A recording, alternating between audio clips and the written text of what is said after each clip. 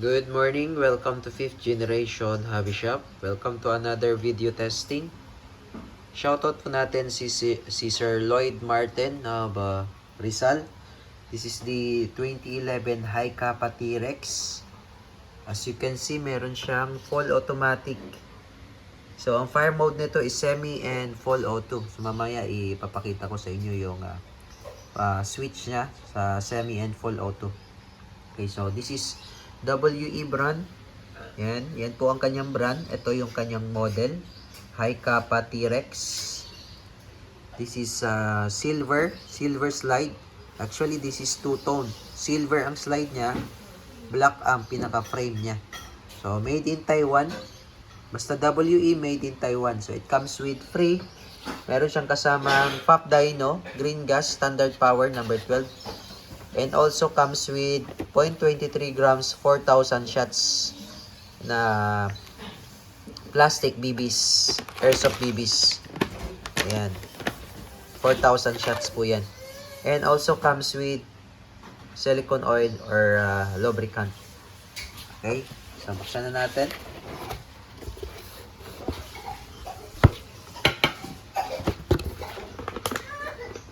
This is the manual.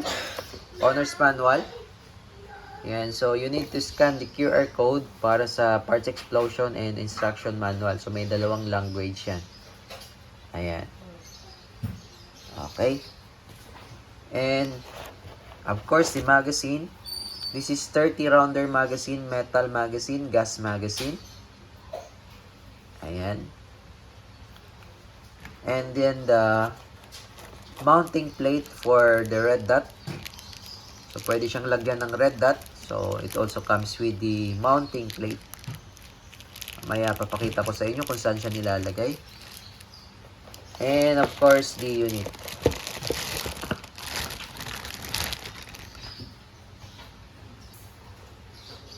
Ayan. So, this is the 2011 High Kappa T-Rex model with full automatic. So, this is semi and full automatic. Okay, so ito po yung kanyang switch. Ito yung kanyang switch para sa semi and full automatic. So, ngayon nakikita nyo, nakababa yung switch niya, no? Kababa. So, that's full automatic.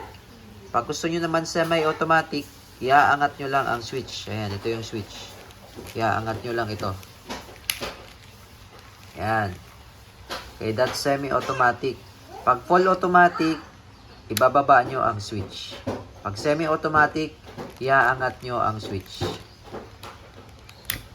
Yan. Okay. Sa kabilang side naman, ito po yung manual safety. Yan. Ito sa kabila, yan yung switch para sa selector switch para sa fire mode, semi-auto and full auto. Sa kabila, yan po ang manual safety. So, kailangan nakababa yung hammer bago mo siya maiangat. Okay? Hindi mo siya masisave kapag hindi nakababa yung hammer. Ayan, hindi mo siya maiangat.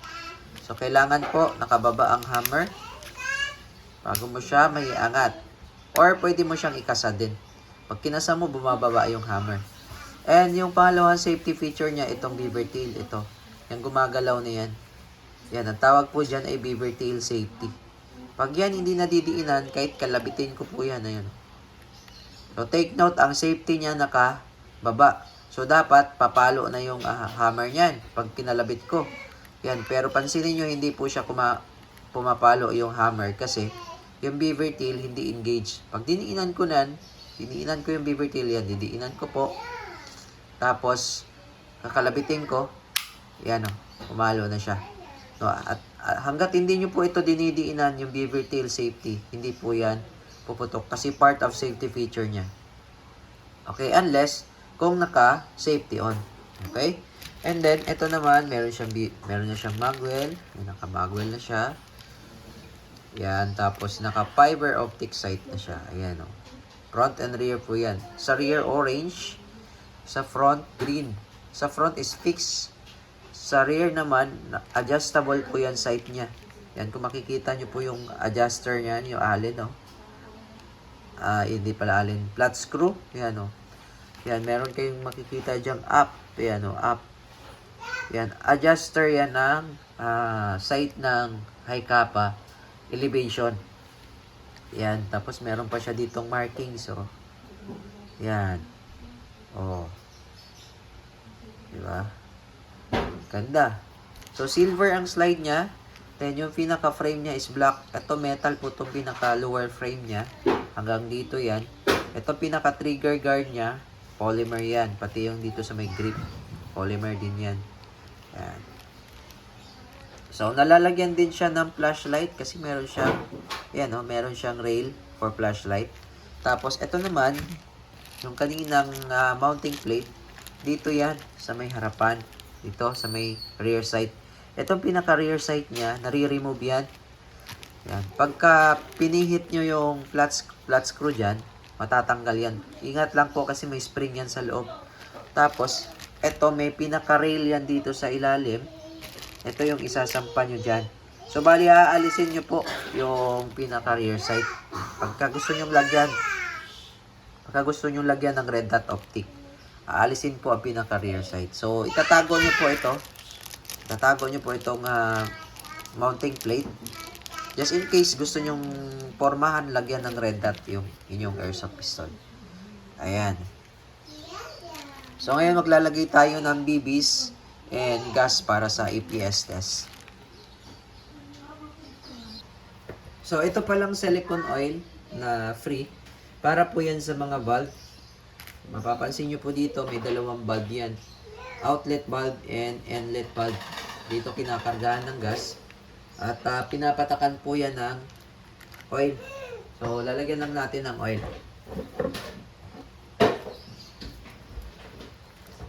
So, pag tatanggalin nyo yung base pad, sundutin nyo lang yung lock. Ito yung unang butas, sundot.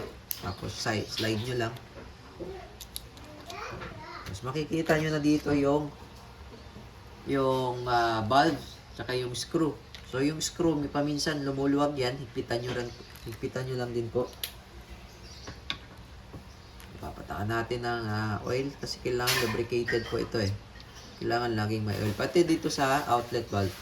Talagyan na rin natin. Yes. Babalik naman, ganun lang. Sundutin mo lang yung lock, yung pin. Yung slide. Now, yung laman nito is 30 rounder. Take note, 30 rounder po siya. Pero ang recommended load lang namin is 15. Para yung spring, hindi agad lalambot yung spring. So, alam natin, pagka laging puno yan ng bala, compress palagi ang spring, lalambot ang spring. So, mas maganda, half lang. Lalagyan natin siya ng 15 para makita nyo po na ang spring niya hindi compress na compress.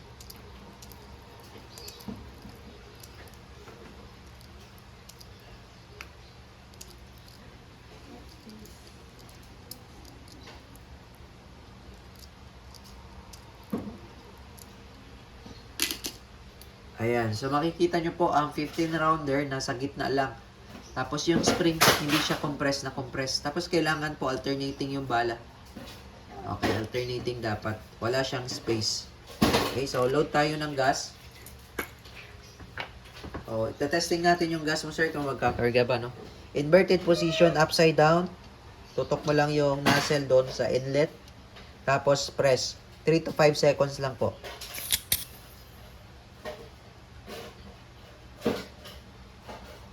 Okay?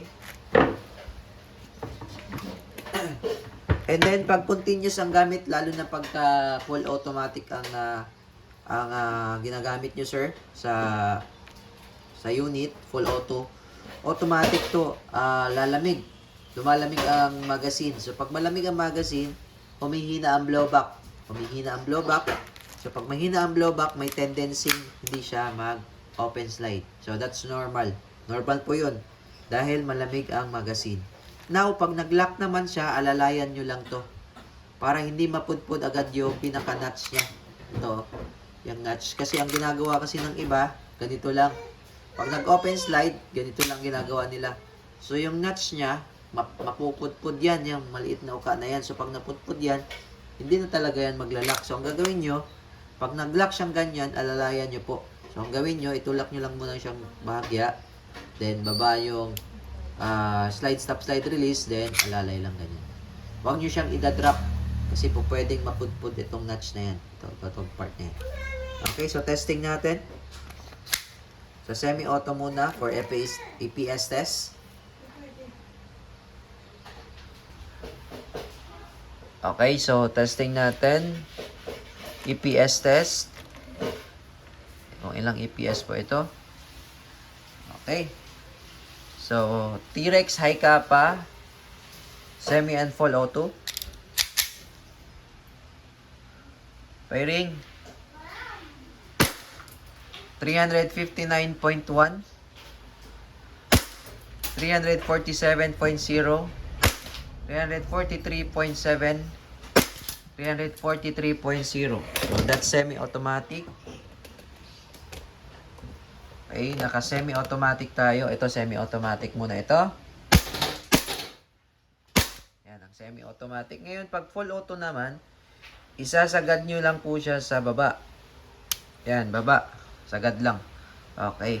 So, petix lang tayo sa full auto kasi pag full auto, mabilis talaga makasira ng mga internal parts. Okay, so binaba ko na yung switch. So, this is full automatic.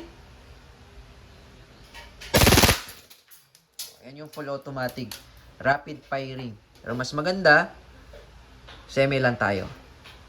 Semi lang tayo. Angat ko lang yung switch. Semi. Ayan. Okay, so ngayon, nag-open slide pa siya. Kasi hindi pa gaanong malamig ang magazine. Pero pag malamig ang magazine, minsan hindi siya nag-lock. Hindi siya nag-open slide. Ito, medyo malamig na siya. So, pag isang salang pa, malamig na to. Baka hindi na siya mag-lock. So, normal lang po yun. Huwag po kayong mag-alala. So, ang gawin nyo ngayon, alalay lang. Then, baba yung slide stop, slide release. Ayan. Huwag nyo siyang idadrop. Hammer down. Okay, all goods na po. This is the 2011 High Kappa T-Rex with full automatic by WE.